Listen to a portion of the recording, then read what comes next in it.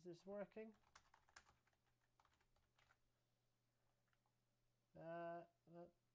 We're 12 seconds in. Bit of a weird start there. Some strange stuff going on. Yeah, sound. Orange card. Very quiet sounds. Oh, right. Okay. The reason for that might be because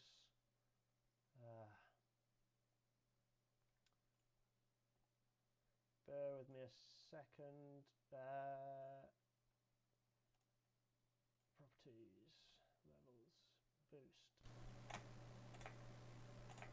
How's that? Is that any better? Is that clearer? The reason it's quiet is because this is the first time we've appeared on the new rig. Oh, let's make my face appear, shall we?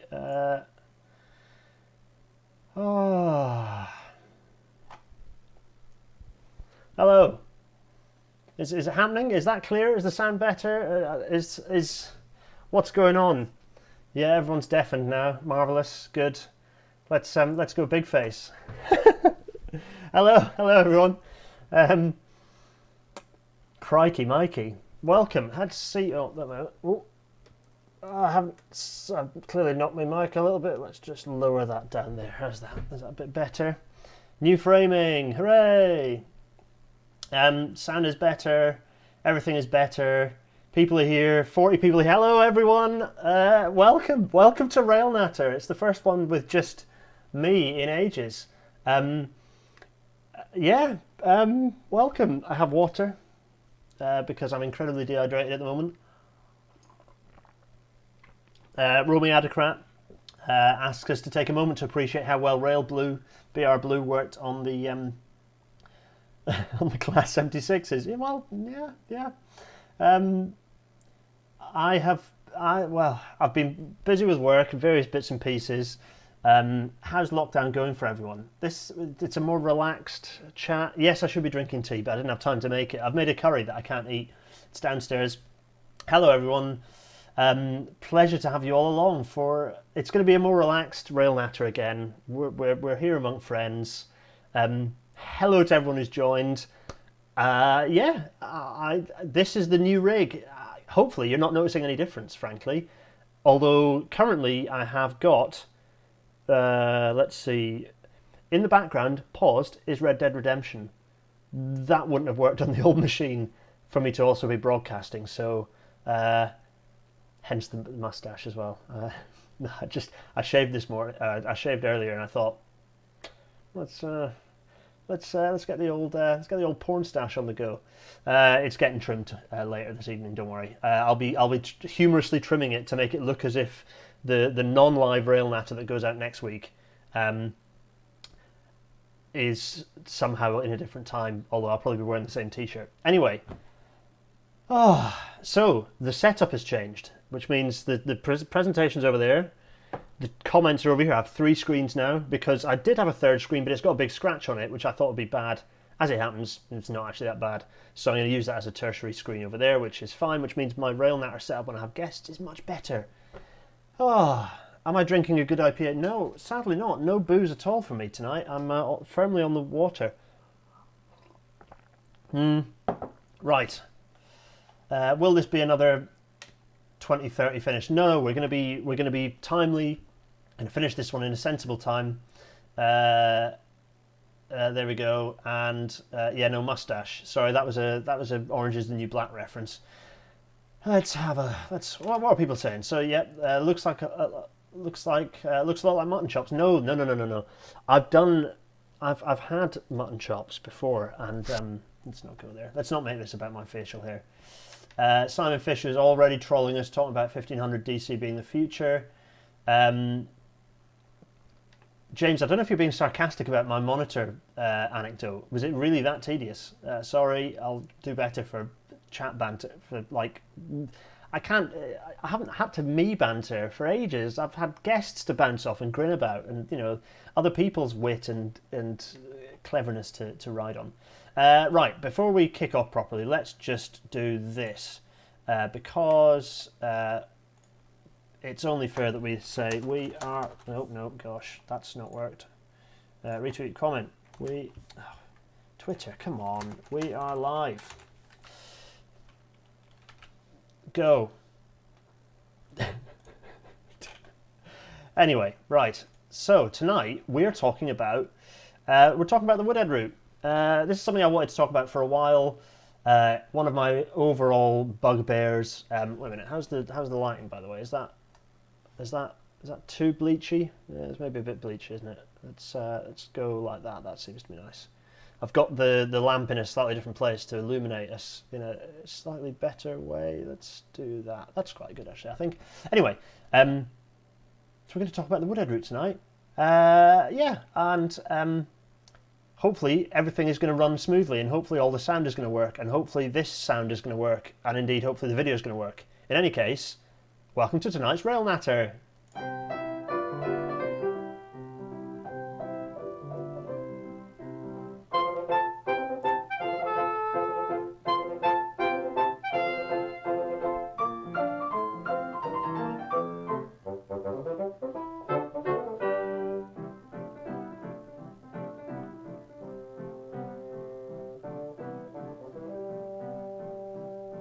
And as it fades out, you come back to my horrible face. How upsetting for everyone.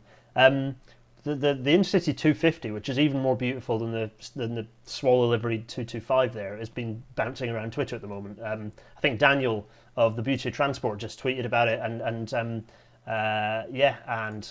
where are we? Yeah. It's all kicking off on the Twitters. Anyway, let's not worry too much about that. Firstly, where are we? Let's go back to Smallface. Firstly, the news. Here he is. Packham. Crikey. This is nonsense, by the way. If you hadn't guessed, this video is total nonsense. He has not stuck to his own areas. Packham is in court at the moment, along with a load of other people, trying to get HS2 stopped in a last bid appeal. It's going to get chucked out, hopefully in a hugely humiliating way, because frankly I'm kind of sick of this nonsense. They had such a bruising result in the previous court case, and still they're pursuing it. It's more of a plain... I've not even watched half of these. Like, a good chunk of them were nonsense. I kind of skipped halfway through to see what they're... I'm going to do a video on this tomorrow. I'm away on holiday, on holiday as much as you can be. Away for a break for a week, but I'm going to do a quick video of this tomorrow. I'm just going to play my face next to it, and just I'll have my head in my hands for most of it. It's just nonsense from top to bottom. How much road building is destroying woodland, or rather, do you mean how much woodland is being destroyed by road building? Well, quite a lot. Like there are a huge number. I mean, one major road project at the moment is damaging. Is impacting on as much as HS2 does, over 14 miles. HS2 is 345 miles long. This is just gibberish. It's just misinformed gibberish. Anyway, let's not watch the whole thing because it's nonsense. All of the claims you're seeing on screen are either misinformed, they're lies. Remember that Packham is currently, or certainly has been, under the payroll of Jaguar Land Rover, and recommended people to do wildlife tourism via long-haul flights, so we'll not pay attention to a word that Packham has to say, frankly. The news, other news, and in fact kind of the reason why we did this, we're doing this Rail Natter, actually. Oh, my belly just rumbled audibly. Right, here we go. Let's see. The chat's already happening here. People, so right, the news. My brain dashes all over the place, as you might have noticed. Let's finish saying what the news... The news was that the government has re-announced this fairly old project now. It's probably getting on about 10 years old, of the idea of... the ridiculous idea, frankly, of a motorway tunnel under the Pennines linking Sheffield and Manchester. Completely ridiculous idea. Why is it a ridiculous idea? Well, because when you build new roads, all you do is induce traffic onto them. It's the same for any infrastructure. It's just that when you induce traffic onto the railways, it's a good thing because railways are hugely efficient. They don't ruin people's lives in the same way that road traffic, stress, pollution, all these things do. Remember that in excess of 35,000 people were killed or seriously injured on Britain's roads last year, and as many again die as a result of poor air quality. A huge amount of that is as a result of road transport, particularly HGVs. And you might think, well, but the road connection's so bad now. You improve it, you make it safer. No, the way to make it safer is with 50 mile an hour average speed cameras. The way to remove congestion is you don't fix congestion by allowing more traffic to move. All you do then is create more congestion either on the new road or at either end. No. You leave it as it is, and you disincentivize people from using the road in the first place. So this whole idea is built on, induced demand is 100 years old as an understood concept. In fact, it's older than that. This is just bad. It's the one aspect of transport planning that is just, that we know about the fact that building new bypasses and things doesn't work, and yet we continue to think that we do it. And then you confront people with that, and they come up, but there should be a connection though. It's like, why? Build it as a railway. But the trouble is, people come back with, well, Woodhead is reopen Woodhead, which just grinds my gears because, for reasons which we will get into. Let's go to the chat. What are people saying? Monitor envy. People are wondering if I have enough monitors to run SimSig. Probably. It is looking a bit like a rock workstation at this point. Maybe I'll do a stream of SimSig at some point, although SimSig... Oh, anyway, I have no idea how that streaming will work. Right, Mike Rose is with us. Those of us who live in Sheffield want a decent Manchester service. Woodhead is the only way unless you can afford a direct tunnel. This video is going to explain why that is not true at all. Woodhead is not the only way. What else? I've tried to stick to my areas of expertise. Yeah, Chris Packermead, it's like I'm not a racist, but not that I'm comparing opposition to HS2 to racism, but it's kind of that sort of logic. It's like, I'm not going to stick my oar into something I don't understand, but here is an hour of me nattering on about it. Worse than the Ordsel Chord fiasco, forgotten the guy's name. That was, yeah. People often get, Ordsel Chord was let's park Ordsel Chord. That's another's tale, I think. Yeah, make it stop, sorry. Let's see. Why are we looking at this? Yes, agreed. Roads are much wider than railways. Ailey is here. Ailey, are you trolling me? It's possible, yes. Wrote a big Q&A on YHS2 and the trains. Chat at work today, most accrued from your videos. Good stuff, that's what it's all about. The traffic generation game, yes. Would a rail tunnel be better than a motorway one? Absolutely, and that's what we're going to kind of get to in this video. When I kind of... Andrew Thompson. Colin Elliff has shared his retaining wall tunnel calculation with New Civil Engineering. He's desperate for a last bang of his career. Some Stop HS2 nuts shouted at me for having a go at Colin. Colin essentially got me my job in the railway industry. But experience does not always necessarily lend itself to being wise, and he is not being wise in relation to HS2. And funnily enough, Woodhead is the reason for that. When he was working on the Atkins report that looked at high-speed rail across the UK, Atkins threw out Woodhead as a proposal because it isn't very useful and it doesn't make any sense. We'll get into it. And he threw his toys out the pram, which is why he's opposed it so hard, and came up with all his own proposals that all of them used Woodhead, or shoehorned Woodhead in. What else? Right, okay, I'm going to leave the chat to it. Lots of good stuff. Right, so let's get back to this, shall we?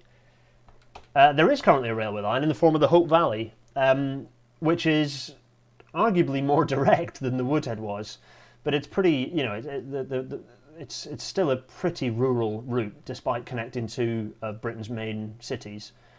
And it's run by a plethora of kind of rural railway lines when it should actually be an electrified intercity connection. But, Network Rail are proposing a few upgrades here and there. These have been hopelessly delayed. There's just a substantial amount of delay and indecision, and if there was any appetite in government for this work to happen, it would have happened already. Unfortunately, projects go really slowly, normally when there's a lack of interest in the people who can make things go more quickly. And that's certainly the case when it comes to connecting Manchester and Sheffield with proper railway infrastructure. Matt Reed asks an important question, which we will get to, but I'll answer it now anyway, which is, do I think Woodhead should ever have closed? No, of course it shouldn't have closed. But for the reasons we talked about in the beaching episode, the world was a different place. And we'll talk about why Woodhead closed in a second, actually. Here's what it looks like now. The Woodhead Route. I'll talk about what we actually mean by Woodhead Route in a second. But this is a picture just straight out of last week's Rail Natter. Actually, thanks Andrew White. Where is it? Andrew, were you with us? I think you. Did we have Andrew with us? I can't remember. Anyway, Andrew might be with us. In any case, thanks Andrew for this picture. This is what it looks like now. It's probably the most effective bit of infrastructure over the southern Pennines at the moment. To be honest, it's a really good railway line cycle path. Apart from the bit where the tunnel is and the cycle path doesn't use a tunnel. It'd be quite nice if it did. Anyway, there are a couple of tunnels that you could spend a few million quid. Probably not. Anyway, right. So cycle path. So people have asked me, was it a bad thing that the Woodhead Route closed, the Woodhead line closed? Yes, it was, definitely. And we're going to jump very briefly. I'm going to jump and use the analogy of another great sort of, great is the word, another place that people get very upset that the railway closed and say that reopening it will solve all of our problems. That's the Great Central. So here you can see the Great Central kind of coming through. I think a lot of this is through Leicester, actually, and various other bits. Yeah, that's Leicester Central, as it would have been in picture one. Thanks to Nigel Tout for these pictures. This is the pictures of the Great Central being bulldozed, and it was a crime that it was bulldozed. But again, this happened in a different context, in a different world, and nostalgia and frustration for bad decisions being made in the past is not a justification for repeating poor choices in the future. So for example, I don't know what. Oh gosh, okay, right. Ignore the fact that that's all animated. Anyway, right, there you are.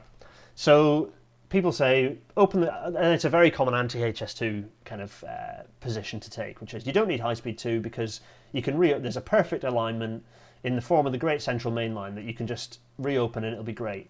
The trouble is, the Great Central Main Line is a problem for all sorts of reasons. Number one, doesn't go to Birmingham. It does not connect London with Birmingham, so you'd have to build a whole new bit anyway. So what's the point? Number two, the bits that HS2 doesn't use are really slow. A mile radius curve is not a flat curve. People talk about the GCML as being a high-speed alignment, but it is not a high-speed alignment. It was a bendier alignment than either the Great Northern or the Great Western were. It was a bendier alignment than the Newcastle and the Northeastern Railway had been up between Newcastle and Thirsk. It was quite a bendy line. It was built to a fairly flat ruling grade for the benefit of freight, but in terms of its horizontal alignment, it's a pretty weavy line. You'd almost have to totally rebuild the alignment and only snip through it here and there if you're going to reuse it to build a proper high-speed line. Not to mention the fact that it doesn't go anywhere useful.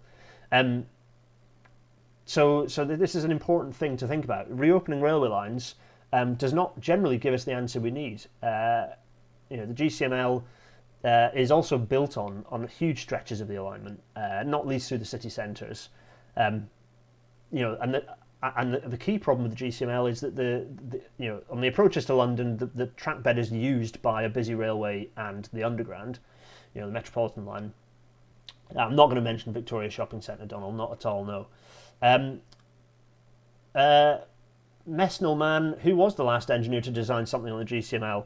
Well, it's been a while now, so I don't know if someone else has done something else along the alignment, but certainly the last person who did any kind of meaningful alignment that I know of on the GCML was me, because I was putting in the alignment of the new bridge at Loughborough, the Loughborough Gap. So the new bridge that's going to eventually hopefully have a heritage line over the top if they don't go bust. That alignment connecting GCR North and GCR Heritage Railways is mine, which is nice. So they put the bridge where I asked them to, which is good. I haven't actually checked the as-built to check that it is exactly where it's supposed to be, but I'm sure it was installed very professionally. I was there for the shift to see the bridge beams getting put in. It was great fun. So the issue, so David Shepherd is talking about the GCML at the London end. It's just you'd have to build a new tunnel coming into London anyway. And likewise through Birmingham. So the expensive bits of HS2 are the bits where it goes through the cities, which are the bits you'd still need if you reopen the GCML. And this is the same problem we have on Woodhead, is that blindly reopening Woodhead one of the key issues you've got is that the congested approaches into Manchester and the congested approaches through Sheffield, and because you could not, Victoria is not an option in Sheffield. It's not a useful connect. Building a new unconnected station isn't a good idea. It's also been built on, etc., etc., and the alignment is also rubbish. We'll get there. We'll get there. Michael was watching a video about the GCR reunification earlier. Oh, that's nice. Yeah, currently they're spending all the time looking at the canal bridge, I think, and refurbishing that. In fact, I think it's being refurbished by Cleveland Bridge Company. Correct me if I'm wrong on that one, but when that goes in, that'll be good. The earthworks are going to be very expensive. There's a lot of work still to be done on actually building the earthworks to connect either side. And there was some early discussion going on, some Easter eggs for you. Some early discussion going on there of, rather than building it as an earthwork, is actually to build it as a series of con arches. It might end up being cheaper from an overall perspective. Engineering-wise, con arches are more expensive than earthworks, but in terms of bringing all the earth in and having all the kind of heavy engineering going on to build that behind the Pressy Spark factory, which is a precision engineering factory, you might find it better to just install a series of con arches and then lease those out to smaller businesses. That was one of the potential options. We'll see what happens there. I think it's still going to be a long time before we see trains running over that bridge, I'm afraid. Anyway, where are we? Let's zoom in on the Pennines, shall we? This particularly busy congested part of the Pennines. The three major conurbations. You've got Greater Manchester, you've got the West Yorkshire conurbation. I've stuck Leeds there, but actually it's Leeds, Bradford, and all the busy sort of urban area around there. And then the South Yorkshire conurbation of Sheffield, and really that kind of, it's including Rotherham and all this sort of conurbation around there. And to an extent, Doncaster feeds kind of through it as well, kind of feeding across. So, so you've got these three major built-up areas, Manchester being the largest, and Leeds the second largest, Sheffield as a built-up area, and then Sheffield is kind of third down there, but they're still, all three of them are major built-up areas. And in an ideal world, we'd have them all working together. Mike Rose is saying that the approaches to Manchester are good. 4-track space exists and can use the HS2 station easily. The space exists for the old railway, yeah, but getting the new railway in will be a squeeze, but also it doesn't fix the problem at the station. It's all very well 4-tracking, but all you're doing is creating that bottleneck across the throat at Piccadilly. There's it's that doesn't solve your problems. And even if you did 4-track it and then use the HS2 station, you're still having the challenge of a congested urban corridor that you have to use. We'll get there. A common question which I get asked, and it's just too big a question to answer in one rail natter, is whether there are any axed railway lines that, if reopened, could be beneficial. I'm going to answer that at the end of this, but basically that question's the wrong question. It's the wrong question. And you'll see why. Thanks for your question, MDH Games. Right. Here's some railway lines. So this is the existing railway network across the Pennines here, and you can see a few routes. So we're going to look at, in terms of crossing the Pennines, let's start by looking at, if you draw a triangle, kind of connecting the main stations of the three there. Let's have a look at Leeds and Manchester. So let's look at the connecting lines between Leeds and Manchester. So here is the Calder Valley line. I mean, it's not all the Calder Valley line technically. It's a few names, but broadly that includes the Calder Valley. And you have the Huddersfield line, which is the Huddersfield line really is the main connection between Leeds and Manchester, and it's absolutely crammed. It's horrendously busy. It should have been kept as 4-track, and it should have been upgraded. It should have been electrified decades ago. Huge. I mean, in fact, both lines that are there should be electrified, and that's a theme throughout. These are two major cities that should have should have an intercity electrified 125-mile-an-hour railway between them, or at least 100-mile-an-hour railway between them. And currently they do not. They have got pacers running. They've got a few, slightly nicer new trans-Pennine trains, but they just get clogged up in the mix with all the local trains that rightfully are serving all the local stations. These are both local or suburban in a few cases. Really, they're two suburban railway lines that meet at the top of the hill, actually, at Marsden. So yeah, the two suburban lines, and so in amongst all the suburban trains and rural trains, you've got an intercity service trying to run, or rather, as actually happens, the intercity service kiboshes all the local services, which means that you get a rubbish service at all the different stations like Slowett and Marsden and all these different places. Um, yeah, yeah. Ailey points out, loving having two through tracks on a 14 platform station. Yeah, Piccadilly is a complete shambles, absolute shambles. Such a mess. Right, there is a new line being planned though, and this will happen. HS3. Also known as stupid names like Northern Powerhouse Rail. It's a brand gimmick. Just don't ever use that. Don't ever use NPR. Please use either new high-speed trans-Pennine route or HS3. Also, don't use the stupid high-speed north gimmick name by Johnson either. Just call it HS3. We've got HS2. We have a HS1. Let's call it HS3. Kind of closing the Y of HS2, if you like. And in honesty, it'll be part of the overall high-speed kind of new intercity rail network connecting these cities. But that's going to be, as you can see, HS3 will be much more direct, and that's broadly the route that it'll take, actually. That's not just me drawing squiggly lines. That is the route that it will take. It'll be a bit of M62 following. They'll probably end up being a parkway station for Bradford. And then it kind of weaves in and approaches Manchester with a bit of a tunnel. I'm hoping they fix the weird S shape that you have through Manchester, because that's currently the proposals that Transport for the North have. I'm hoping that you end up with they just commit to a proper through tunnel going through in the direction of, anyway, it depends, because at the moment the plan is that the services will go Leeds, Manchester, Liverpool, but they'll kind of weave through this weird S shape and then come up to the HS2 station, or stay in the HS2 station if the HS2 station ends up staying underground, and then we'll weave using HS2 down through Manchester Airport, and then head over to Liverpool through the new alignment that will be connecting over to Liverpool as part of kind of Transport for the North high-speed plans, which is good because it means that essentially you can get rid of all the trans-Pennine express services off the existing railway network. Those go onto HS3, and you have your Manchester Airport services being kind of fast, well connected, and then people just kind of hub into Leeds, Manchester, or York if they want to connect onto that train. It kind of makes sense, even if it looks a bit stupid on a map. And it'll be the journey times will still be as good or better. And more importantly, they'll be more resilient. Journey times aren't everything; it's about the resilience. So if you've just got those services running dedicated on HS3, happy days. So that's the future on that corridor. Matt Reed asks when they'll start to build HS3. Well, ASAP ideally, but it just depends on politics. It depends on government.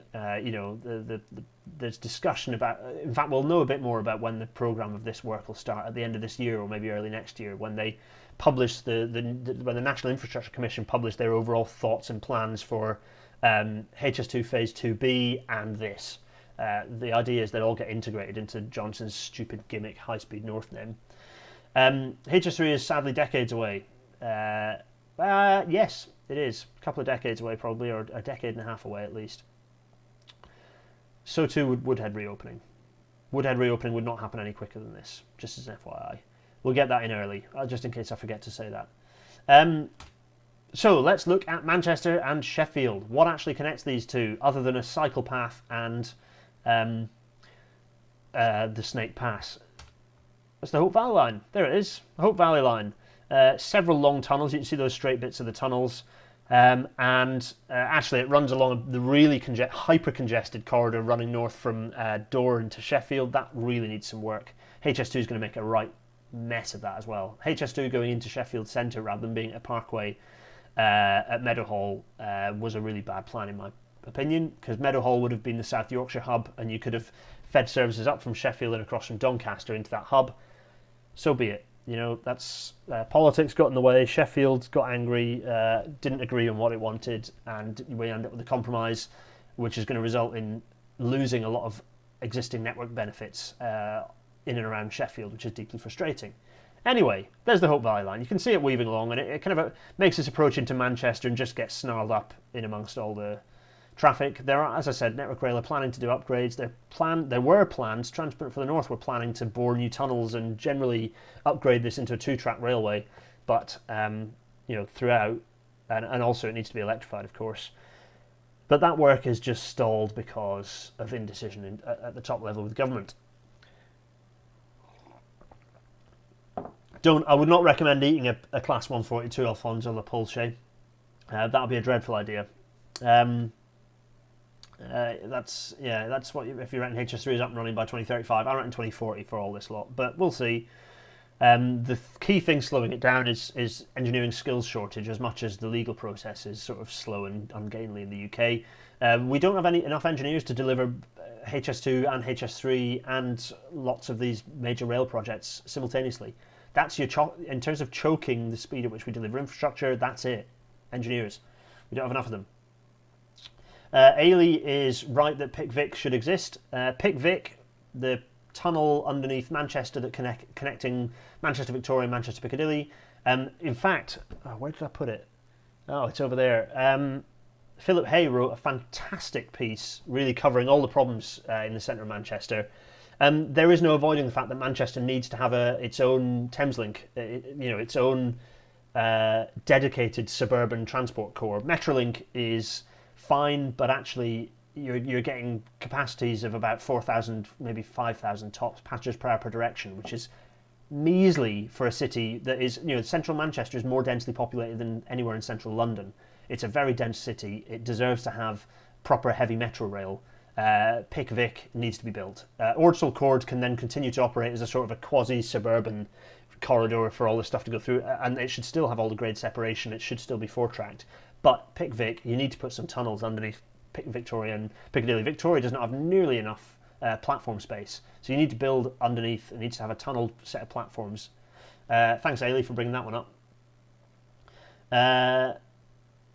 Candane Railfan, you're doing some spoilers, man. That's basically the conclusion. With my railway engineer hat on, it would be easier to start boring a 25-mile tunnel to Manchester. Yeah, it would. Anyway, right. So Hope Valley Line, fine. And the proposals, certainly in the interim, will end up being, for a fair while, that actually the quickest way to get from Sheffield to Manchester will actually be to go on HS2 and HS3. That'll be the quickest way. So forget Hope Valley. It'll actually be to go up HS2 and along HS3, which is obviously not ideal for two major cities. But as the plans currently stand, plans that actually exist, that'll be the best option. And then you have the Woodhead line. This is the route that everyone's going on and on about. It is. It was the top end of the Great Central actually, and it was used to certainly in its later days. It was used to carry a huge amount of steel and coal across the Pennines. And you're a cheeky man. Yeah, so this was it. This was the route, and in the middle. Wait a minute, what am I doing? Let me just remind myself what's going on. In fact, tell you what, let's just pop this up here. Yeah, there we go. And so that's the route, and you can see it's pretty weavy, particularly at the either end. Actually, the route is not great. The alignment is really quite poor. Right, so you've got all these bits of railway line, and then there's Woodhead in amongst them, and you can sort of see that it sort of sits neatly in amongst all the other former crossings, but in terms of a direct line between Manchester and Sheffield, Woodhead is not particularly good. Not particularly good at all. Graham Harrith is asking if this got built, it would negate the Castlefield corridor debottlenecking. Graham, I presume you're referring to the Crossrail through Manchester. No, not at all. That work needs to happen. The Manchester, in fact, everything outside of the M25 is like about 40 years behind in terms of railway infrastructure. So we need to be doing everything. It's not an either or, it's an and. It needs to be and. There is no reason not to be borrowing to do all this work. Money is not an issue. Yeah, it was its own original railway before the Great Central gobbled it up. That is right. But it ended up being the top end of the Great Central, connecting Sheffield and Manchester. What's this? Lewis Cott feels like this horrible cycle of funding not being given due to engineering capacity and new engineers not being trained hard due to no long-term work. Yep, it's literally a vicious cycle. The only way you break that cycle is by suffering the GWEP pain, suffering the Great Western Electrification pain, and then dealing with it afterward. And to be fair, High Speed 2's early planning has had the same issue in that they've had to rely on highways engineers. They've had to rely on far too much on the big Deloitte, PwC, these people to do the costings, far too much on accountancy firms to do the engineering costings, because there's not enough engineers to look at it in detail, and that's probably resulted in a lot of the problems of the cost escalating without much control. I mean, the cost escalations are nothing to do with the engineering. This is just basically accounting changes over time, and the risk pot being moved around. Yes, right, chat. I'm getting distracted by the chat, but that's fine. That's what this is all about. Matt Reed, again, everyone's second guessing the chat. Yeah, remember that dotted line, indeed. Woodhead was the Manchester, Sheffield, and Lincolnshire main line, but which is sort of what the London extension then got built, and then the whole lot got called the Great Central. Thanks, Barry. Yeah, everyone's second guessing. Matt, I'll answer your point shortly. Let's first of all say what is left of Woodhead, because there are some bits remaining. So let's have a look at that. What time is it? Let's see what time. 1936. We're doing all right time-wise. So here we are. I've got our empty map again. You can see all the existing railway lines as we are, and you can see in the middle there are some faded white lines. In fact, let's do this. Ink color. Let's go for. Let's do yellow. Here we are. So there's some bits around here. What's this? What's this thing here? And also there's this weavy horrible thing over here as well. What's this? What's this thing? I'm going full Justin Rosniak here. It's the good stuff. These two bits. So clearly there are some things that exist that were part of the former route, and indeed there they are. Yeah, you can see them there. These bits. So we've got some of the remaining line towards Manchester. Kind of heads up to Glossop, I think. Where is it? Where does it end? Something like that. And at the other end, you've got the remaining line towards Sheffield. So these two bits, they exist. I mean, in the chat, I'm sure we've got a few well-informed people in the chat who can refer to various bits of the line that get used. But both of them, you can see, you know, this is a pretty weavy route, and if you look at it in detail, it's just, and then so this section is, and particularly this section is just hopelessly congested. You know, it's just a real problem to shove any more trains in there. And then again, this is a rural railway. This is not a mainline railway at all. It's weavy, it's wibbly. We'll talk about this bit in a sec. This is between Penistone here, and then the top of the kind of the line that runs. This is used as a freight line, I believe. It's just a freight connecting line. There's a gap here. We'll come back to that gap. Anyway, right. So then these bits were the bits that were removed, and you can see they are really weavy. And then of course, so they're weaving on their way up, following the contours. Because it was a freight line, you know, railways were built primarily for freight in the early days, so they're following the contours to minimise the amount of, well, firstly to minimise the amount of cut and fill, but also to essentially keep it as flat, you know, as steady a climb to the summit as possible. And so this is the missing line over the Pennines, and they're all going to reappear, aren't they? This whole the presentation was set up for slides, so I didn't pay attention to the animation of this. This is, you might have recognised these slides are all from a permanent rail engineering thread a while back. Anyway, this is the tunnel, and there are 3 bores actually now. Woodhead 3 is the latest bore that was built, 2-track bore, electrified with DC.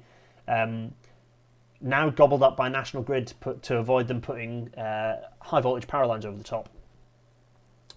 The town web filters do not like Penistone. It's true, they really do not. They really do not. So there were 3 bores, and indeed we've just talked about electrification. So this line was the first main line to be electrified in the UK with overheads, certainly. It was the first intercity line to be electrified in the UK with DC, 1500 DC, which was the system that was appearing in Europe as well. Felt at the time that it was the future. In fact, other parts of the UK were being electrified with overhead DC. As it happened, it wasn't the future in the end, but that wasn't really an issue. And in fact, we've repurposed a lot of the infrastructure down in Manchester for 25 kV. So it's not impossible to convert. If Gary was on the chat, he might well be able to point out how easy. You know, it just is or is not hard. There's nowadays, in terms of clearances, we don't have an issue with, we can get DC clearances with AC nowadays with surge arresters and such. You've got, DC requires more ancillary infrastructure than AC does, so you wouldn't have any issue in having to add extra substations or anything. We'd have more than enough substation space to feed the line. Penistone gap reinstatement does have a particularly, it does have a certain joie de vivre, shall we say. Certainly does have a different. Anyway, let's move on rapidly. Rapidly. This is a rail natter. There's nothing rapid about it. So that's kind of that's some of the blockers. So ignore the things. So here we are. So we've got missing a section of missing line over the Pennines.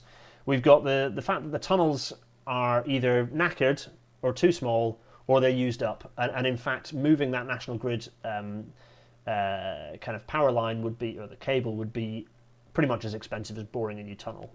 In honesty. So let's look at what the challenges are for any future reopening. So if we were going to reopen Woodhead, let's have a think about what that might involve. So, no, crikey, there we go, right. So, the Manchester approaches are already congested, so you'd need to do something, there. You've got another issue, which is that, crikey, sorry about the animations, it's fine, don't worry about that. Another issue is that you'd get 60 miles an hour tops out of the existing alignment going over Woodhead, 60 miles an hour tops. It's a pretty slow alignment over the Pennines, in honesty. You'd need to bore a new tunnel. And again, on the other side of the tunnel as well, you've got a slow alignment. So you've got a new tunnel required, you've got slow alignments. And again, the existing alignment that's currently still operating for freight is, again, you've got a very slow 60 mile an hour alignment on the approaches to Sheffield. It is not an ideal railway alignment. And you think, well, that's fine, you can do a bit of realignment work. But if you get the Google map up and you can do this yourself, and you can just sketch across it what a faster alignment would look like, cutting all those curves out essentially means cutting a straight line through them all. Not only does that mean bulldozing lots of things, but it also means that you're basically building a new alignment, which makes you have to think. So, right. Oh yeah, and of course the Sheffield approaches are already congested. You'd have to build a complicated junction to get it into Sheffield Midland. It would be nightmarish to fix that, and you'd end up with kind of opposing moves. It just would be a bit of a mess, to be honest. Not ideal. So here's the mess that we've got in front of us of a railway alignment that's not fit for purpose, a need for new tunnels, and heavily congested city approaches. I don't see how people think that this is a viable option at all. Now's the time to throw all your pots and pans and plates and crockery and things at me while I have a drink and look at the chat. Essentially, leave this on screen, and you can sort of be angry at me. What do you think? Here we go. Je ne sais quoi. Yeah, indeed. That's. You're right, Ailey. I don't really speak French very well. The Woodhead Route through the hills wouldn't be so bad if at Penistone it went to Barnsley and Doncaster instead of the arse end of Sheffield. Well, yeah, potentially. Mike Rose, you need a new line from Penistone to Sheffield, but it should be possible to speed up the Manchester end. Sheffield needs 4 tracks in from the north in any case. So, Mike, you're kind of making my point for me, which we'll get to in a sec. I mean, I agree with all these points, but it kind of feels to me like everyone sees the Woodhead Tunnel as a fixed point, that there's the only way we can cross the Pennines, and they're kind of that's driving everyone's thinking of it. Well, that's why if we're going to cross the Pennines with a new route, that's got to be it, isn't it? Why? Other than nostalgia, why are we so fixated on Woodhead? Why? There are no available tunnels to use, so you'd have to bore from new. You'd have to move all the HV kit out of the way, which would be frighteningly expensive anyway, and would have a huge long lead time. You've got the issue that the Manchester-Nottingham trains would have to reverse at Sheffield. That's what Altfish Mike is pointing out. Yeah, very good point. Operationally, not a good idea. Why is Woodhead a fixed point? Why? Given that we'd have to tunnel anyway. The expense of tunnelling a 2-mile tunnel compared to an 8-mile tunnel is it's a case of kind of sort of scale. You get the economies of scale as you set up the equipment to bore that tunnel, doubling or tripling or quadrupling or more the length of the tunnel. It costs, that tunnel per mile costs less and less because you're all the setup, all the material excavation. You're having to do that for a 2-mile tunnel anyway. So why are we positioning that in Woodhead, which is, so far off that big dotted line between Sheffield and Manchester as a direct route? Why? So given that, what chat have we got? Do you have an idea of the price difference between a new line and all the work to reopen Woodhead? I was going to do a bit of a cost comparison, but I've been too busy with work, and it would require me to kind of come up with some, frankly, long base tunnels are. It's difficult to just draw. You can just draw a straight line in the map. At some point, maybe I'll look more deeply into it, and I'll do a bit of a thread on Twitter. We can look at compare the two. I was hoping to do it for this one, but frankly, I haven't had time with work. So keep your eyes peeled for that one. But yeah, Ailey, you're absolutely right in terms of the way the cost setup is. It's setting it up. It's buying the boring equipment. It's doing the geological surveys. Obviously, adds some expense, but in terms of the heavy engineering, a 2-mile tunnel and a 10-mile tunnel. As I say, economies of scale. Well, I was making some other point. What was I? So costs. Yeah, we'll come back to that.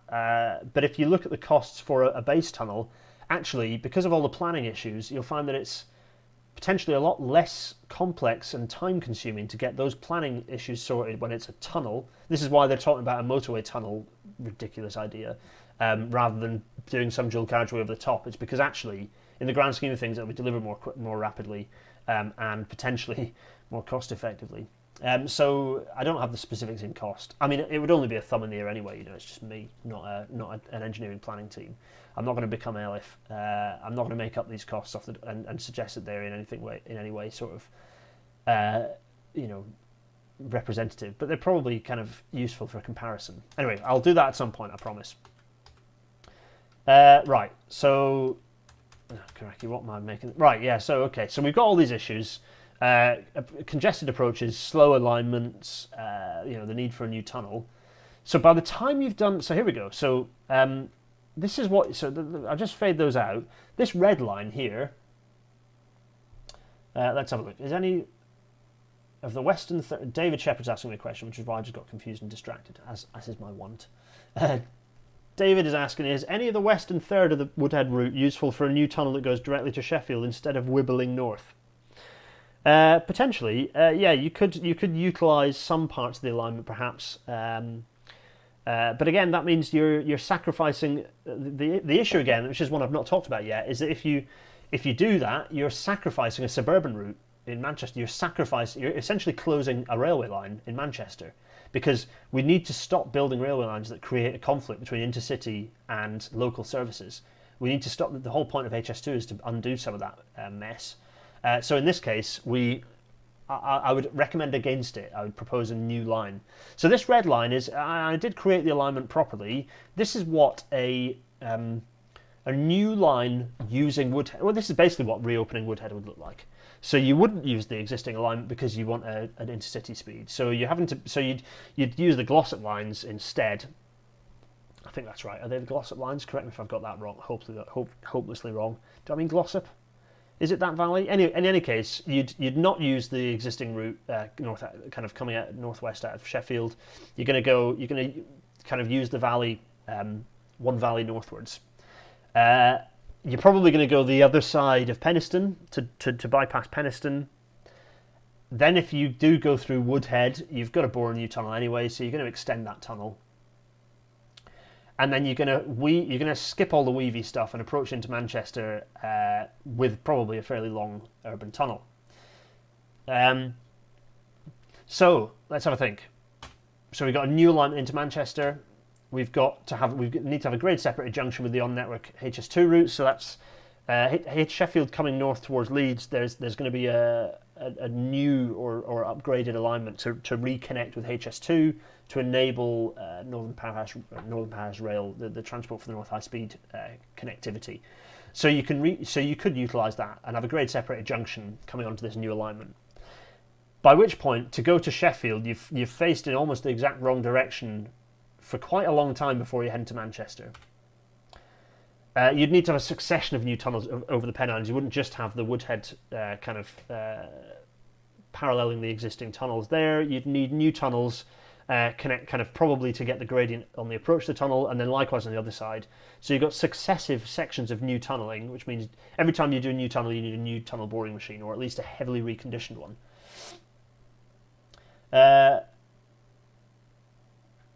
Owen, yes, you're right. It is almost as if I'm saying we need to think Shinkansen instead of plumbing extra bits into existing lines. Owen's got it.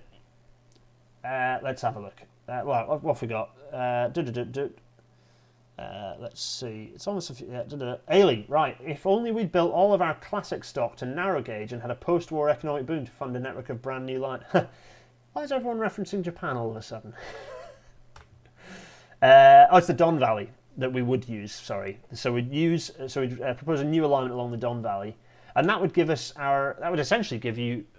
It would be one potential to give you the kind of the other part of that triangle. So. So you've got HS2, HS3, and this new sort of alignment. Sorry, I really should have gone through and switched animation off. Let's see. There we go. That's what I want. So this is what if you decided to reopening Woodhead would actually be building a completely new line that, for no other reason than nostalgia, as far as I can tell, you'd divert northwards to go past the Woodhead tunnels, despite not using any of them. So if you're going to do this, if you're going to go to this tremendous expense, why not just build a new base tunnel along that dotted line along the bottom? Why on earth are we going via Woodhead? If you're going to build a new intercity connection between Sheffield and Manchester, then do that. Build an intercity connection between Sheffield and Manchester, a base tunnel essentially connecting Sheffield and Manchester, potentially with, in this case, unlike HS3, you could potentially build it with the idea that you'd streamline some freight through there. If you kept it as container freight, you could send electrified freight through there. You could send 75 or 90 if we start running 90-mile-an-hour freight through there. If it's container traffic, you could design it such with sufficient sort of stabling space at either end of the tunnel, a bit like the Gotthard base tunnel, that you can actually stable some of the freight and then run it when there is a gap in the intercity timetable.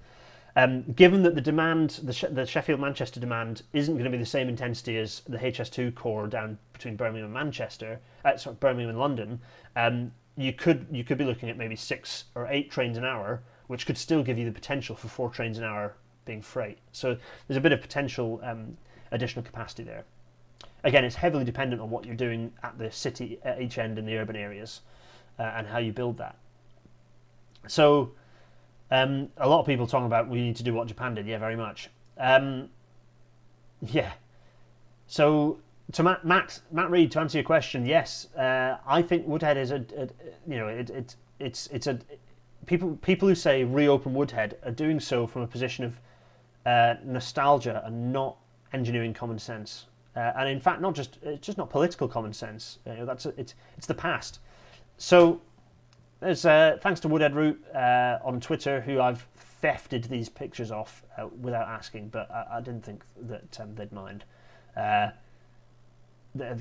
fantastic feed, by the way. Give them a follow. Some really lovely pictures, nostalgia pictures, but pictures nonetheless of what was a ridiculous railway line to close, frankly. And it's the same for the Great Central. These two lines. Just like the Great Central and the Woodhead. These are both. They're a bit of a red flag to me. If people say, people saying reopen the Great Central or reopen Woodhead are falling into the trap of, basically this trap, which is really the point of the whole natter tonight. Funnily enough, which is just because closing a railway was a bad idea, it doesn't mean that reopening it is a good idea. And this is true so to answer the question that we got way back at the start. Which lines do I think should be reopened? I don't think any lines should be reopened. I think there are lots of railways that we need that we don't have at the moment. and some of those railways might well make use of some form of track bed. I don't think we should be talking about reopening at all. We should be talking about a new railway network for the future that might well make use of some form of track bed, but actually is being developed on from first principles. How would you do this railway now? We trapped ourselves, and there's a fantastic paper, I need to find it and do a bit of a thread about it. There's a great paper that was done, university paper, that was done about the growth of the railway network. And they were looking at the inefficiencies of our railway network and a huge amount of duplicated railway, and basically looking at, well, if there'd been a strategy and some central planning, would the railway have been cheaper to run? Would we have had less network? And the answer is, for about a third of the railway network that was built originally was useless, was just total duplication. And also our railways were built with essentially zero strategic vision. And it's why I get annoyed about the fact that Great Central was closed, because it was the only railway with a bit of strategic vision, except that strategic vision wasn't quite good enough to, turn a profit or indeed, link anywhere useful up that wasn't already linked up. So it was, if the Great Central had been built before the Midland, maybe it would have hung around, but it was a duplication. Much as it pains me, I can understand why it was closed. I can understand why Woodhead was closed. Steel traffic and from Sheffield was under threat, dwindling somewhat. Coal traffic totally eviscerated. There was, the passenger. Someone else asked the question earlier about how many people lived over that corridor, the Woodhead corridor. Hardly any at all. In terms of the bit that was closed, far fewer than live along Hope Valley. It's a very, very exposed rural bit of railway line, whereas the Hope Valley kind of follows a bit more of a kind of a populated area. Oh, I didn't actually talk about, I don't know if Andrew's following, a lot of people talk about why did the Woodhead close. Let's go back to this picture and talk about this for a second, because what times? We've got 3 minutes, we've got a few minutes. Why did Woodhead close? There's a lot of chat, and Andrew White's thesis is that this was part of some conspiracy to, it wasn't, Beeching didn't mention it in his report. In fact, he proposed it as part of a strategic route connecting, the two cities. The reason this closed, it was not a conspiracy. It was not. There was no great British Rail ran it down. The running down thing is, I don't see any evidence for that. It's easy for people like me who are angry about the fact that all these railways closed to fall into the trap of kind of coming up with conspiracy theories about it. The reality was, as we did in the Beeching episode, there was no great conspiracy. The railways were just being run down. The view at the time was that the railways were the past. That had changed slightly by the time Woodhead was going. But Woodhead was a duplicate route, and even in the 80s, in fact throughout the 80s, in fact even today, we don't. This country does not see the value in redundant railway infrastructure. We still don't. Woodhead was very much redundant. It was seen as paralleling. It had no particular passenger market, and even if you'd run more trains to build that market, it didn't serve anything on the intermediate. There was no intermediate passenger demand. There was more on the Hope Valley, but even if you kind of forget that, there were operational changes that happened in Manchester that meant that Hope got used a bit more than Woodhead did, and there were duplicate lines. And it just so happened that for whatever reason, mixture of political and operational, that it ended up that Woodhead was the redundant line, was chosen as the redundant line, and it closed. There was no great conspiracy between the two. Hope serves more. It has more. It serves more passengers in the intermediate stations.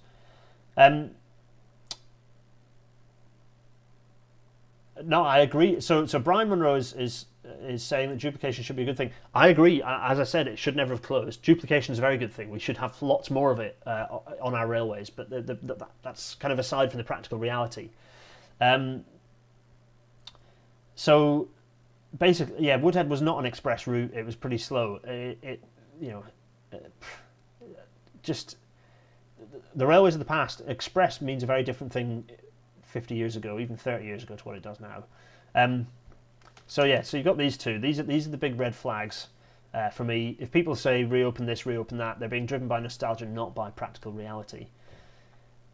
Right, let's go through the questions. That's that. I think we're nearly at the end of the rail natter. Let's get my massive face up. Hello. Oh, it's a bit bleachy and a bit blue, but that's fine. Right, let's answer some questions. Has that made sense? Have I set my stall out appropriately? Let's have a look. It's 8 o'clock, but we'll do a couple more questions. There's a lot of atting of me into this. Right, looks like the first 6 white dots of the Manchester end are close enough to the old Woodhead line for construction materials to be delivered by rail. Yeah, it could be. Matthias, do you think that broad gauge is better than narrow gauge? Brunel's broad gauge was a terrible idea, but I do think there were some work was done by I think Huddersfield initially, and maybe Birmingham to follow up. In any case, some work was done to say that from an engineering perspective, purely an engineering perspective, not looking at the wider political world, that actually a 1.6 metre, a 1600 millimetre gauge is probably optimum from a stability and a so on perspective. People often get confused and think that they confuse loading gauge and track gauge. The reality is that you can have as big a train as you like on standard gauge. You just look to the Americas, you look at Europe. You've got where you've got double stacked containers on a standard gauge railway line. Loading gauge is not restricted particularly by track gauge. So there's standard gauge is fine basically, and given that it is now to change everything to being a larger gauge would be bonkers. Far better to have don't let the perfect be the enemy of the good, which was a mantle that Brunel really should have learned to live by. Let's have a look. Oh, yep, Ailey is referring to BART. Yeah, BART was ridiculous that BART was built with a stupid gauge. Good grief. Which means it makes procurement an absolute nightmare. Let's have a look. Let's see. So, people like the statement. Oh, this statement you mean? Let's go for this one. This thing. Please memorise this. Just because closing a railway was a bad idea doesn't mean reopening it is a good idea. There you are. Everyone memorise that. I'm theoretically a professional writer. Would you believe it? This is awful, isn't it? This haircut. I do look like I'm. No, anyway, let's get a trim. David Shepherd asks, do you think the success of Thameslink reopening caused people to ask for everything else to reopen? No, Great Central reopening and Woodhead reopening have been called for as sort of a nostalgist reference for a very, very long time. It's nostalgism, not common sense, I'm afraid. Matt Reed, what are the chances of getting more east to west rail links? Everything generally goes north to south. Yeah, it's a bit of a consequence of British geology, of the geology of this funny little small-minded island we live on. That generally the geology does not favour east-west. It's kind of a long, thin thing, so it favours north-south paralleling, but not so much east-west. East-west is complicated. But if we were Italy or Norway or I don't know any other same country, we'd have built and invested heavily in proper heavy infrastructure connecting those. I was lucky enough to be in northern Italy in and around Cinque Terre. The railway just carves through. It just carves through that. Why are we not? This country is horribly small-minded in terms of the people who rule the country. The little and large C conservative people who are in charge of the country, but mostly the Treasury. The Treasury should be abolished. Hashtag abolish the Treasury. Are just very small-minded. They just don't. They see themselves as holders of the purse strings and bank managers, not as investors in people and things and skills and expertise and giving people better lives and allowing us to move people and things around without carbon, net carbon zero, essentially zero carbon at the point of use. Right, what else? I'm waffling a bit, but it's always a waffle. Mike Whitcomb's making some long observations. One major consideration that I've always made is that a major benefit of a railway is that it takes you to the heart of a city. Modern cities don't have much space to get a new railway through them. Yeah, we have to tunnel underneath. Let's see, Brian Monroe, duplication does provide operational flexibility when work needs to be done. Yeah, definitely. And I think duplication is a good thing. Let's not get that confused. Strongly in favour of redundancy, as we call it in engineering, in the system. The Settle Carlisle should be. They need to put 2 tracks back on the top of Ribblehead, and they need to electrify it, and it'll provide an excellent electrified freight diversion route. It's good. Let's see. Oh, there's some nerdy rail chat going on. Oh, crikey, I'm behind now. I mentioned that TBMs need refurbishment after they finish a job. What are the technical reasons for that? They get knackered. I don't know a huge amount about tunnel boring. I'm not a tunnelling engineer, but the tunnel boring machines, the vast majority of them end up, I don't know, a good number of them get buried, get cut up and scrapped, Occasionally they get dismantled, but by and large they just get when you buy a TBM, you're not hiring it, you've bought it for the job, and that's the end of that. It's often because they're very bespoke, so their diameter is specifically what the diameter of the tunnel needs to be. There isn't a huge amount of duplication of that kit, and it's not necessarily that, even though they cost tens, if not hundreds of millions of pounds in the case of some of the biggest ones, that's still not the most expensive part. You spend the money on the tunnel boring machine. Once you're driving the tunnel, it kind of does its thing reasonably effectively. The cost of the Crossrail tunnels isn't that. I mean, it sounds huge, but the expensive bits, the station refurb, the station fit out, the construction of the stations themselves, that's very expensive. The actual tunnel boring part is cheap. It's cheapy cheap. I'll point out that the geology is a little bit tougher up in the Pennines. Eurocity Boy simulations. What about a Manchester Leeds Sheffield triangle route with a triangle junction northwest of Penistone? You're referring to the UK high-speed UK proposals. You could do that, but why?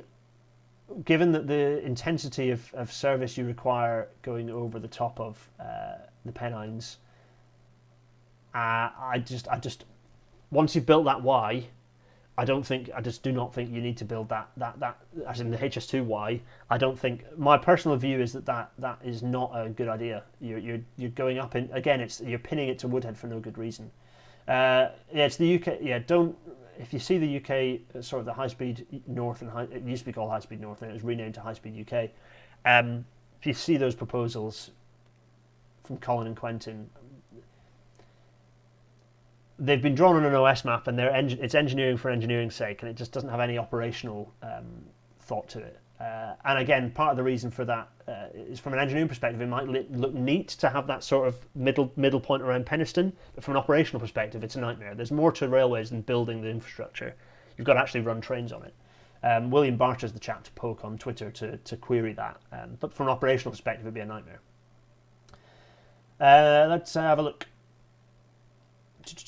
Please post that on. What am I posting on Twitter, David? Yep. Reasons where the legacy railway lines makes Bart and the rest of the rail here. Yeah, that's a fair point. Let's see. Maybe I can get a TBM expert on a future rail now. That's a terrific idea. I shall do exactly that, Brian. That's a great idea, because I don't know much about it. If we could get someone who was sat on one of the tunnel boring machines, that'd be great. Mike Wickham. No, that works, Mike. Is it fair to say that railways alone aren't enough and should be designed to be integrated with other modes of transport? Absolutely, yes. The railway is just one mode. Rail is a very powerful core of that for moving people around long distances, but it's only one part. For me, transport, you have to see it as a whole system. So long as you don't use the stupid MAS acronym, we're good. Right. I believe some Crossrail TBMs went to do a job in China, but the majority were either scrapped or buried. Yep, that's right. TBM engineering rail natter. Can one of my Patreon supporters, message that in to me on Patreon so that I remember, just in case I forget. The quote. Can I post it on Twitter? Yeah, I could post it on Twitter with a GIF or something entertaining. Yeah. Maybe I'll do it. Maybe I'll do a follow up to this rail natter. Eh? Oh, we're 10 minutes late. Right. Yes, Tom Cairns would be great. We'll get Tom on. Tom and I did a little interview. Did I post? I think I put it on Periscope when we were at UITP last year. Please post the words on the orange background.